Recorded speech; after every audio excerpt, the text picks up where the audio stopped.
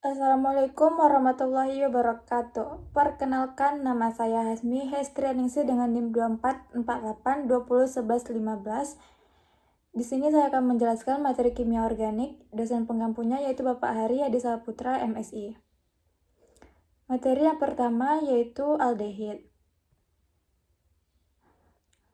Pengertian dan struktur aldehid. Aldehid adalah senyawa organik yang mengandung gugus fungsi karbosil yang terletak di ujung rantai aldehid. Struktur umum aldehid dapat digambarkan sebagai RCHO, di mana R adalah hidrokarbon yang dapat berupa rantai terbuka ataupun rantai tertutup.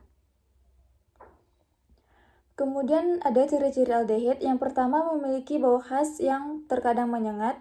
Yang kedua, mudah teroksidasi menjadi asam karboksilat. Yang ketiga, bereaksi dengan uji toleransi dan filling. Yang keempat, digunakan dalam industri resin, parfum, dan disinfektan. Berikut adalah contoh dari struktur aldehid. Materi yang kedua yaitu keton. Keton adalah senyawa organik yang memiliki gugus karbonil C dan O, rangkap 2 yang terletak di tengah rantai karbon. Artinya, atom karbon pada gugus karbonil terikat dengan dua gugus alkil.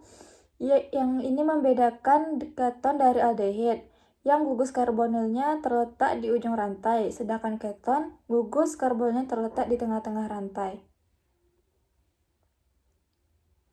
Struktur umumnya, R sebagai rantai karbon, CO sama dengan gugus karbonil terikat ganda dengan oksigen.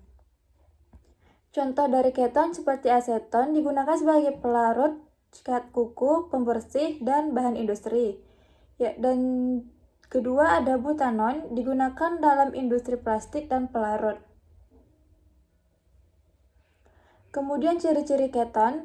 Yang pertama, tidak bereaksi dengan uji toleransi ataupun filling. Yang kedua, lebih stabil dibanding dengan aldehid. Yang ketiga, memiliki titik didih cukup tinggi karena adanya ikatan dipol-pol. Yang keempat, banyak digunakan sebagai pelarut organik dan bahan antara dalam industri kimia. Materi yang selanjutnya yaitu karbohidrat. Pengertian karbohidrat adalah senyawa organik yang tersusun dari karbon C, hidrogen, dan oksigen. Dengan rumus umumnya CnH2ON. Karbohidrat berfungsi sebagai sumber energi, terutama bagi tubuh makhluk hidup. Adapun jenis-jenis karbohidrat, yang pertama itu ada monosakarida, gula sederhana, contohnya seperti glukosa dan fruktosa. Yang kedua disakarida, dua gula sederhana, contohnya seperti sukrosa dan laktosa. Sedangkan yang ketiga yaitu ada polisakarida,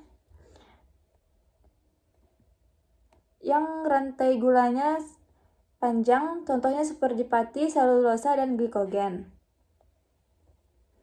Kemudian fungsi karbohidrat yaitu sebagai sumber energi, cadangan energi seperti pati ataupun glikogen, dan juga penyusun struktur selulosa pada tumbuhan. Materi yang selanjutnya yaitu asam karboksilat. Asam karboksilat adalah senyawa organik yang memiliki gugus fungsi COOH yang terdiri dari gugus karbonil C rangkap 2O dan hidroksil OH pada atom karbon yang sama.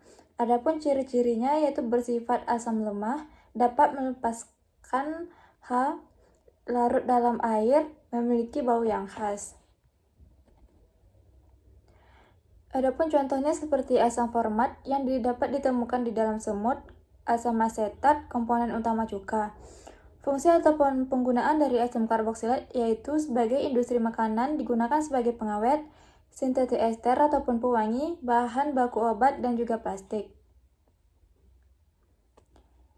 Materi selanjutnya yaitu lipid ataupun lemak. Pengertiannya, lipid adalah kelompok senyawa organik yang tidak larut dalam air, tetapi larut dalam pelarut nonpolar seperti eter ataupun kloroform. Lipid berfungsi sebagai cadangan energi, penyusun membran sel, dan pelindung organ tubuh. Ciri-ciri lipid antara lain tidak larut dalam air, mengandung karbon C, hidrogen, dan oksigen. Energi tinggi lebih besar daripada karbohidrat. Jenis-jenis lipid ada 4, yaitu lemak ataupun minyak. Yang kedua ada fosfolipid. yang ketiga ada steroid, dan yang keempat ada lilin ataupun wax.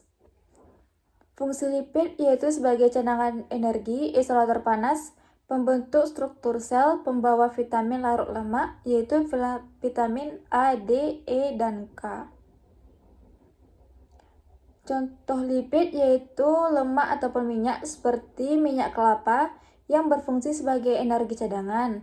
Yang kedua ada fosfolipid yang berfungsi sebagai pembentuk membran sel. Yang ketiga yaitu ada steroid, kolesterol ataupun hormon seks yang berfungsi sebagai hormon dan kestabilan membran.